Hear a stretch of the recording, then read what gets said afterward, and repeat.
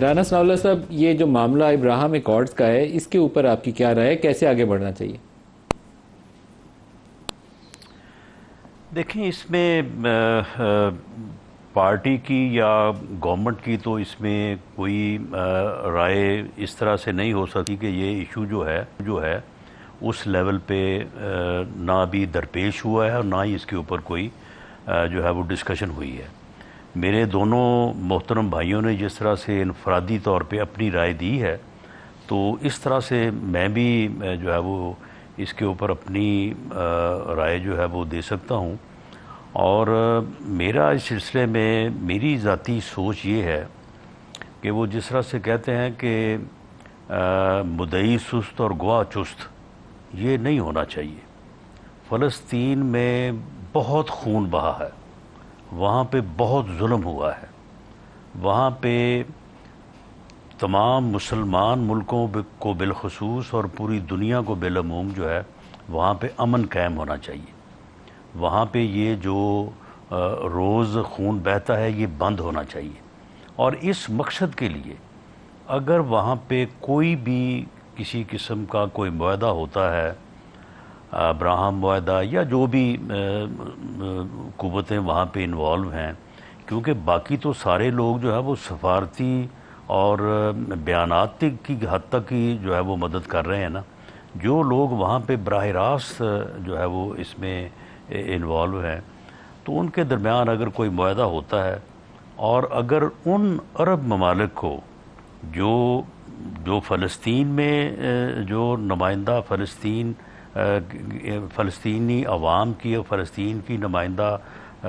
جو تنظیم ہے وہاں پہ، اسے اگر وہ چیز قابل قبول ہوتی ہے، اور جو 7 عرب ممالک ہیں، جو 7 جن کے بارڈرز مشترک ہیں، جو براہ راست ملوث بھی ہیں، متاثر بھی ہیں، وہ اس کے اوپر متفق ہیں، تو میں سمجھتا ہوں کہ پاکستان کو اور سعودی عرب کو اور ترکی کو اور اس کے ساتھ اگر ایران کو بھی شامل کر لیا جائے، یہ بڑے ممالک ہیں، ملیشیا ہے، تو ان کو مشترکہ طور پہ جو ہے وہ کوئی فیصلہ کرنا چاہیے، اور پاکستان کو جو ہے وہ مسلم ورلڈ کے ساتھ جانا چاہیے۔ اگر سعودی عرب اور ترکیے اور ایران کوئی فیصلہ کرتے ہیں، اور جو عرب ممالک اس معاملے میں براہ راست وہاں پہ جو ہے وہ متاثر ہے، وہ کو فیصلہ کرتے ہیں، تو پاکستان کو اس فیصلے کے ساتھ جانا چاہیے۔